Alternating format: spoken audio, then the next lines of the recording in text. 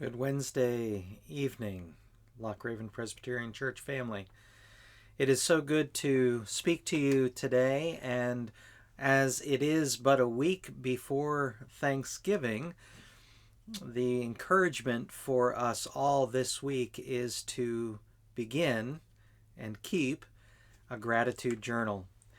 This idea was recommended at our men's study around the fire pit, where one of the fellas asked if any of us had ever done it. And every Thanksgiving, in one of our family traditions, is to have those kernels of corn at our plate where we go around the table and each share something or other that we are thankful for. Now, this is a similar idea, obviously, but at least one thing every day, write it down. What are you thankful for? We have so much to be thankful for as Christians, don't we?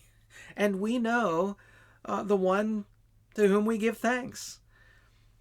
But we also have much to give thanks for as Christians who live in the United States of America.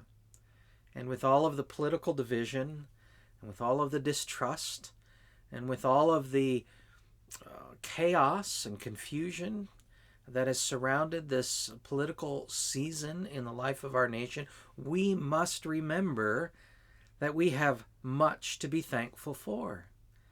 It's not only that we have much to be thankful for because we are Christians and because of the number of freedoms that we enjoy here in America, but we even have a lot to be grateful for as Christians who live in America in the year 2020. Now, if we were to ask for words describing this past year since the novel coronavirus, I dare say that many of those words would be words that indicate despair, anxiety, loneliness, depression, fear, anger, frustration, isolation. But while we recognize those things, and while we feel keenly many of them ourselves, because the reality is we do live in a world that's full of misery, and there are many things that are out of our control so that we can't change what we might want to change. Yet as Christians, we realize that God still is in control, and that who He is matters, and that what He promises will come to pass, and that the blessings that He has poured out upon us, the change that He has wrought in us from being a rebel to being an adopted child, from being a sinner to becoming a saint, that these changes are deep and lasting, and that nothing that happens in our world or in our lives, in our circumstances, can change those realities. And that's where our identity lies. It's not a self-identity. It's not fluid. It's a stable, steady, God-given gift. And for that, we give thanks.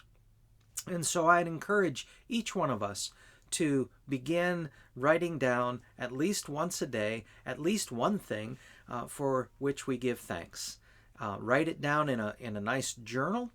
Write it down on a paper napkin.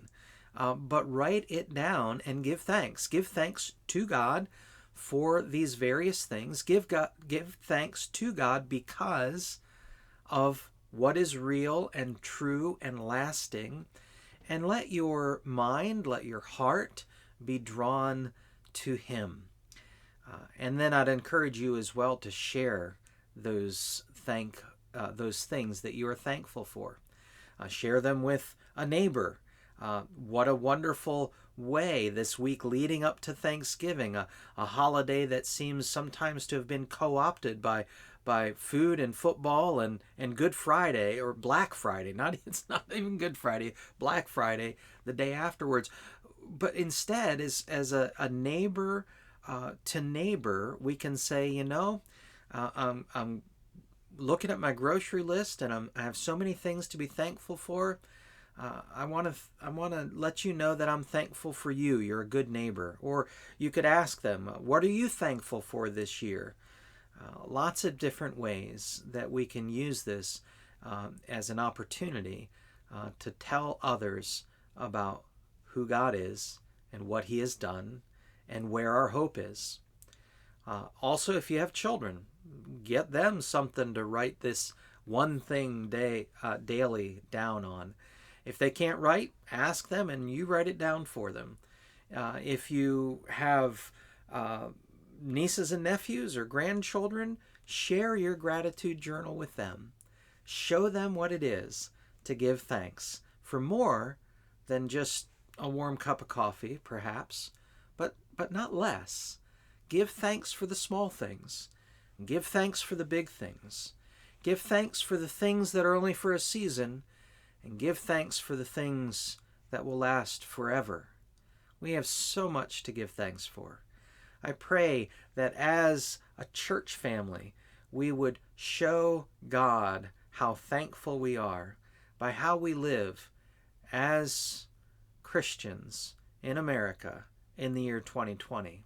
There are only about 40 days left in this calendar year. If you feel led, if this has been a helpful exercise or discipline, then I would encourage you to continue it through December 31st and see if you might want to carry it into 2021. But whether you do or not, that's not the main point. The encouragement for each of us is to pause and to give thanks, even in the midst of a difficult year, even in the midst of our own personal difficulties. Give thanks to God. Give thanks to the one who has saved us from our sin. Give thanks to the one who has promised never to leave us or forsake us. May God bless you, and may you be a blessing to others as you give thanks.